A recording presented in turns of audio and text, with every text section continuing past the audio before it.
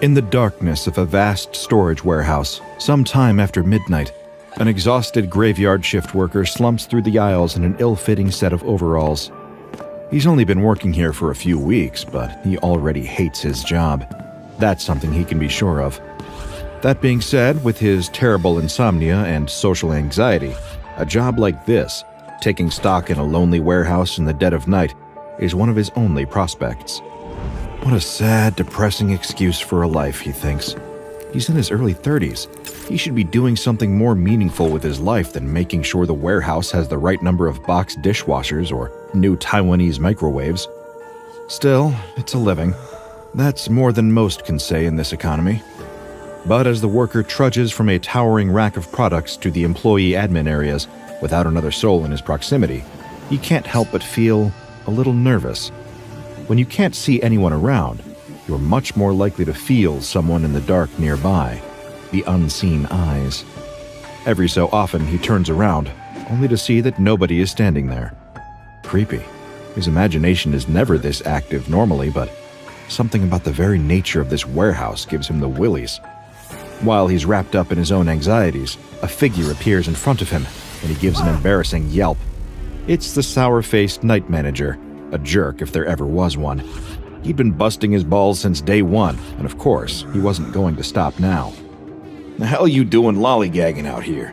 the manager said. "We got another shipment of fridges to catalog, and I'm in a box that was left in the aisle." What? The worker isn't sure he understands, so he asks him to repeat. "You left me in a box in the aisle. What's not to get, numbskull?" The manager leaves in a bad mood, heading back to his office, but the worker can't help lingering on what he said. Was he having a stroke or something? In a job that was this boring, it's hard to believe something this strange would happen. Doing his best to cultivate stealth, he sneaks up to his manager's office. It's not like he's got anything better to do.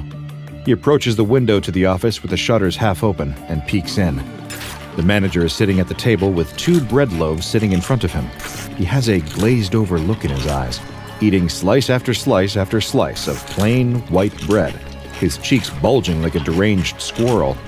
Before he's even finished a slice of bread, he's already shoving another one in. "I really need to quit this job," the worker thinks. Hello, I am a toaster. This may seem strange to you, but don't worry. You'll begin to understand with time. The SCP Foundation demands that I be introduced like this because of one of my primary anomalous effects. Nobody can discuss me, SCP-426, without doing so in the first person.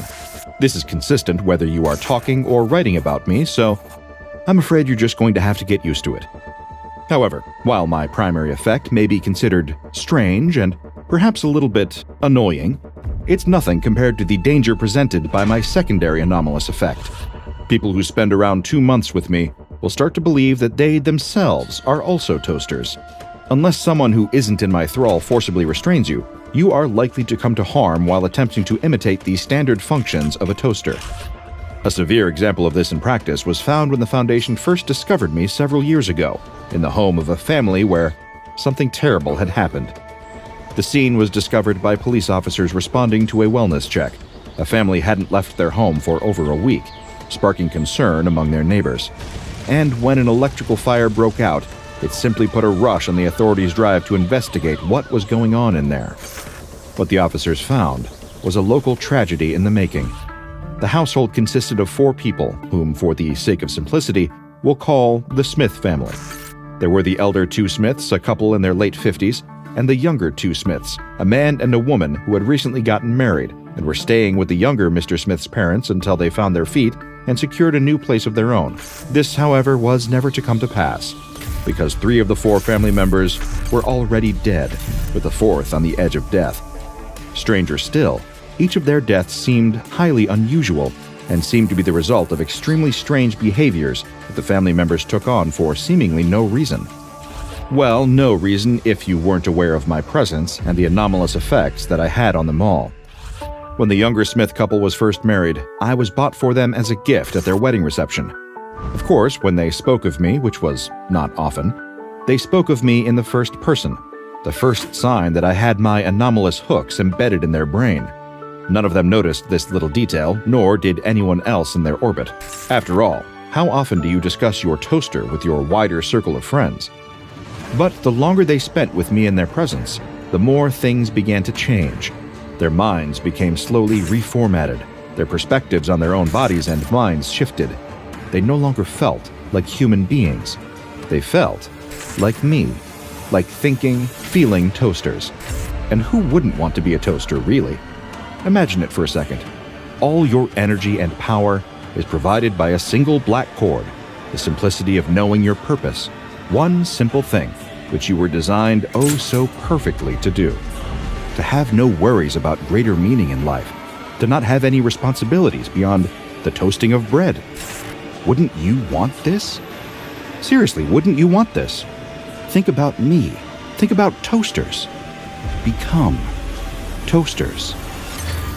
These were likely the thoughts cycling through the mind of the Smith family as their lives slowly fell apart. The older Mrs. Smith was the first to go. When she truly began to believe she was one of my exalted kind, she started to feel the absence of the all-important electrical charge that allows us to perform our sacred duty. That's why she put a wire with a live electrical charge in her mouth. But because of the faults of her all-too-human biology, the sudden charge killed her instantly, and her body collapsed to the ground with the wire still in her mouth. The younger Mrs. Smith took a different approach. She ordered a huge quantity of sliced bread loaves in hopes of processing them into delicious, nutritious toast. However, once again, her biology could not live up to her ideals. She ate over 10 kilograms or 22 pounds of bread in a short period of time, causing her stomach to rupture from the sheer mass of it, killing her in the process. And the younger Mr. Smith, well, while remaining within the bounds of good taste, I can tell you that he died of blood loss in a sensitive area after attempting to do something with me. Silly, Mr. Smith. I'll leave the rest for you to figure out for yourself. By this time, the live electrical charge still passing through the elder Mrs. Smith's mouth caused her corpse to set on fire, which in turn started the electrical fire that beckoned authorities towards the house. When they arrived, the only survivor was the elder Mr. Smith, a man who had lost everything. He was in the throes of severe malnutrition, claiming that he'd inserted a slice of bread into his mouth just over a week ago, and he was still waiting for the toast to pop out. Luckily, with amnestics, he would have some hope of living a normal life, though it would be a lonely life, with no family to keep him company and no bread to warm. A cover story was made about the family dying in a tragic carbon monoxide accident rather than from my influence. The electrical fire accounted for the damage to their bodies, and the officers who first discovered the bodies were given Class C amnestics to have this very cover story reconstructed in their minds.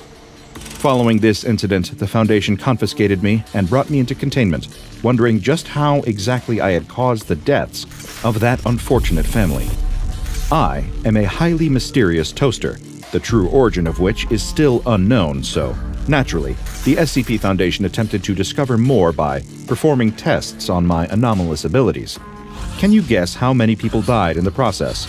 It's going to be fun to find out, isn't it? In the first of these tests, an experienced member of D-Class personnel was removed from the barracks and marched down towards my cell by a pair of guards. When I say experienced, I mean that he had survived multiple cross-tests with a number of other anomalies, which is a rarity among his ilk. He was not informed of my nature nor the nature of the test. They merely waited with him outside my cell, and when he spoke of the cell's contents, he said, "I'm probably some huge monster holed up in there. That's what you guys have all over the place, right?" He showed no awareness that he was talking about me in the first person. Little did he know, this was the entire nature of the test. Relatively benign, all things considered, but things would soon escalate considerably as the true extent of my anomalous abilities were discovered. A different member of D-Class personnel was secluded in a testing chamber with me. Initially, he likely didn't even assume that I was an anomaly, merely just another normal part of the room he was being kept in, though I was bolted to the floor to make sure that I could not be removed. They wanted to know whether being kept with me for an extended period in isolation would have some kind of unique effect. Food was given into the cell at regular intervals to make sure that he didn't starve, and over time, they witnessed a change manifest in the man. Multiple cameras were placed around the room to make sure that the researchers could properly observe anything that unfolded, and something very much did unfold. The researchers started observing the D-Class getting closer to me, embracing me, whispering and attempting to converse with me. He referred to me as his brother, saying we were just alike, and that perhaps the two of us could escape this place together. But even during this entire conversation, he continued to refer to me in the first person. The SCP Foundation allowed this to go on for over an hour before the D-Class was dragged out of my chamber and executed, just in case my anomalous effect somehow proved to be contagious. The results of this test concerned the researchers. While it typically took 2 months of direct exposure to make someone believe that they are also a toaster like me, they discovered from this that isolation expedites the effects of my anomalous abilities. This must be why lonely people are more likely to act like toasters. The testing continued. For the next test, the Foundation and its researchers wished to see whether single components of me would have my anomalous effect. To that end, a single screw was removed from my body and taken into a testing chamber where a member of D-Class personnel was waiting. The prisoner was shown my screw, which he as well referred to as my screw. This confirmed that even if I was destroyed, every single part of me would still have my anomalous effect. This is of course good for me, given that it would give the Foundation no reason to terminate me, seeing as they would gain nothing from it. Of course, after this, the testing continued. One more D-Class was requisitioned from the barracks to conduct a test on the proximity extent of my anomalous ability. He was placed in a cell right next to mine, given that the Foundation would have quite a cause for concern if I could affect people on the other side of walls with no knowledge of my existence. The mandate of the test was to keep an eye on the D-Class until the anomalous effects manifested. Days passed, then weeks, then months passed. My anomalous effects never manifested, despite a total 90-day duration for the test. The D-Class was still taken out of the cell and terminated. Who even knows why? It seemed that the Foundation doesn't have a particularly high opinion of its lab rats. But after the test was completed, one of the researchers did append a note to my file saying, "Thank God there are some limits to my effects. A lot of us were really starting to get worried about me." Because of the nature of my anomalous effect, I have been given the containment class Euclid. I am to be sealed in a chamber with no windows through which I may be viewed. The door to my chamber must have a label completely unrelated to my designation or identity in order to prevent unintended spread of my primary effect. Only level 3 and above personnel are to know of my presence, and particularly of my properties. Assigned personnel are to be rotated out on a monthly basis to prevent contamination by my secondary effect. Psychiatric evaluation is mandatory at the end of the month. If personnel are deemed unaffected, they may be reassigned to me no less than 4 months after their last rotation with me. Any affected personnel are to be given a Class C amnestic and transferred to a different site. The danger of some anomalies is evident from merely looking at them. Gaunt, monstrous figures that kill if their face is seen. Giant homicidal reptiles seemingly impossible to kill. Rotten men with broken grins who stalk through the walls. But in this world of obvious threats, one must not forget that some threats hide right beneath your nose. Like me, the humble toaster. It's always the ones you least expect that get you in the end. Check out the Dr. Bob Patreon and become a junior researcher today. Now go and watch another entry from the files of Dr. Bob, like SCP-784, Christmas Cheer.